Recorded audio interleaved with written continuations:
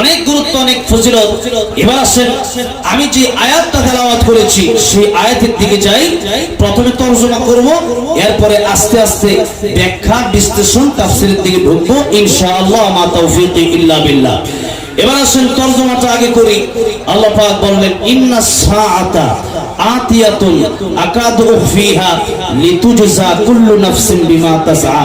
নিশ্চয়, ইন্না নিশ্চয়, সাআতা সা মানে কিয়ামত, আতিয়াতুন আসবে, আকাদু ফিহা আমি আল্লাহ গোপন রাখছি।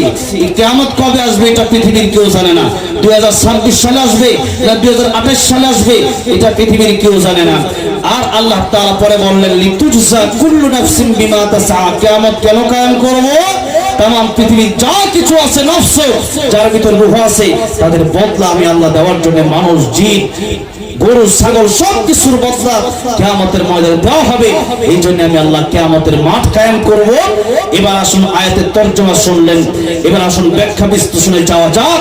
আল্লাহ পাক বললেন, ইন্নাস সাআতা নিশ্চয় কিয়ামত আতিয়াতুন আসবে, কিয়ামত আসবে।